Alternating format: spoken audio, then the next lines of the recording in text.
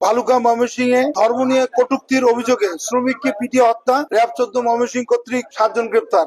Factory হতে জোরপূর্বক বাইর করে দাঙ্গা সৃষ্টির মাধ্যমে দেশীয় অস্ত্র দিয়ে আঘাত সহ কিল ঘুষি দিয়ে পিটিয়ে তাকে হত্যা করে। পরবর্তীতে ভিকটিমের লাশ জমির দিয়া স্কয়ার মাস্টারবাড়ি বাস স্ট্যান্ড ঢাকা ময়মনসিংহ মহাসড়কের মাঝখানের আইল্যান্ডের গাছের সাথে ঝুলিয়ে আগুন ধরিয়ে দেয়। সিপিএসসি র্যাব 14 ময়মনসিংহের আভিযানিক দল ঘটনার ভিডিও বিশ্লেষণ ও স্থানীয়ভাবে তথ্য সংগ্রহ ও যাচাইপূর্বক বর্ণিত ঘটনার সাথে জড়িত থাকার অভিযোগে অদ্য 20 ডিসেম্বর 2025 খ্রিস্টাব্দ আনুমানিক রাত 3 ঘটিকায় ময়মনসিংহ জেলার ভালুকা থানাধীন স্কয়ার মাস্টারবাড়ি এলাকায় অভিযান পরিচালনা করে অভিযুক্ত 1 মোহাম্মদ লিমন সরকার, মোহাম্মদ তারেক হোসেন, মোহাম্মদ মানিক মিয়া, মোহাম্মদ ইরশাদ আলী, নিজুমউদ্দিন, আলমগীর হোসেন, মোহাম্মদ মিরাজ হোসেন আগুন সহ মোট 7 জনকে গ্রেপ্তার করতে সক্ষম হয়। পরবর্তী আইনানুগ ব্যবস্থা প্রক্রিয়াধীন রয়েছে। এই জিনিসটা খুবই অস্পষ্ট। আমরা বারবার চেষ্টা করেছি জানার যে কাকে বলেছে, কি বলেছে, এটা কিন্তু কেউ বলতে পারেন। এবং আমার মনে হয় যে উত্তেজিত জনতা আর কোনো প্রিভিয়াস এনিমিটি কারোর সাথে কোনো ছিল কিনা সেটা আমরা তদন্ত করে দেখব।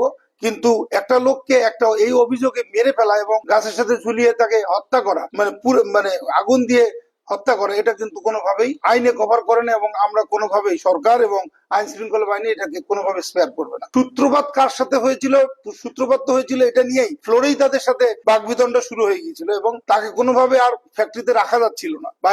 বাইরের লোকজনের প্রেশার ছিল, ইনসাইডারদের প্রেশার ছিল, সে কারণে তাকে ইস্তফা দিতে বাধ্য করেছে এবং উত্তেজিত জনতার কাছে হ্যান্ড ওভার করে দিয়েছে। 150 জনের নামে মামলা হয়েছে, 150 জন অজ্ঞাতনামার নামে মামলা হয়েছে। যখন কাউকে ইয়ে করা হয়নি, আমরা ভিডিও ফুটেজ দেখে দেখে কিন্তু এদেরকে অ্যারেস্ট করেছি এবং যাদেরকে অ্যারেস্ট করেছি সবাই ঘটনাস্থলে ছিল। Next level, well done, side by side, fridge.